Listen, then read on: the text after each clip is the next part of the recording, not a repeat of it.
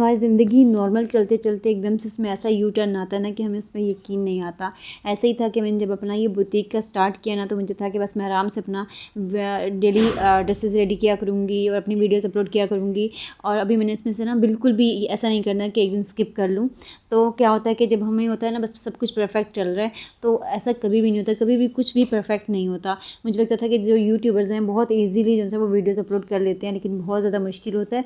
तो मेरे लिए भी कुछ ऐसा ही टाइम था। अभी आज मैं ना तकरीबन 4 से 5 दिन बाद वीडियो अपलोड कर रही हूँ, मतलब मेरे पास बनाने का भी टाइम नहीं था। और मैं आपको एक बात बताऊँ, जब बच्चों की परेशानी हमारे सर पे पड़ती है ना, तो हम सब कुछ भूल जाते हैं। फिर हमें नहीं याद रहता कि हम अपनी डेली रूटीन में क्या काम कर रहे थे और हम क्या करना चाह रहे हैं।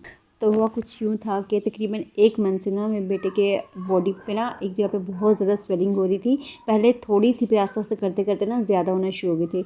तो यहाँ पे मुझे बताया किसने कि इस तरह से आप यहाँ पे दम करवाएं ना तो ये बिल्कुल ठीक हो जाता है।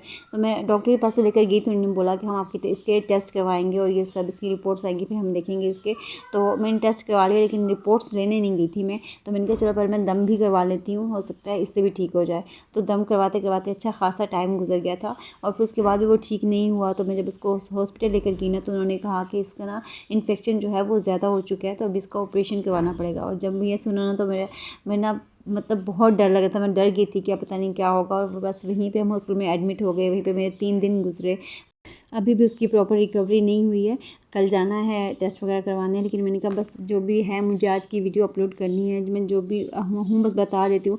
ऐसा ना हो कि फिर जो है ना मेरे चैनल के जो व्यूज़ अभी आ रहे हैं ना अच्छे से, वो फिर डाउन होना स्टार्ट हो जाए। तो बस मैं वीडियो ज़रूर अपलोड करूँगी। तो कभी भी ना वैसे भी अब मैं हो जाती हूँ डीमोटिवेट, बहुत सारे लोग ऐसे हो जाते होंगे, लेकिन ख़ुद को ना पॉजिटिव रखना होता है, ख़ुद को खुद ही मोटिवेट करना होता है। कोई हमें नहीं कर पाता है, तो कोशिश करें कि जो आप काम कर रहे हैं ना वो अपने साथ साथ रखें। परेशानियाँ तो कभी भी ख़त्म नहीं होती हैं। मतलब हमारी ज़िंदगी के साथ साथ ना खुशियों के साथ साथ काम हैं, मुश्किलों के साथ आसानियाँ हैं।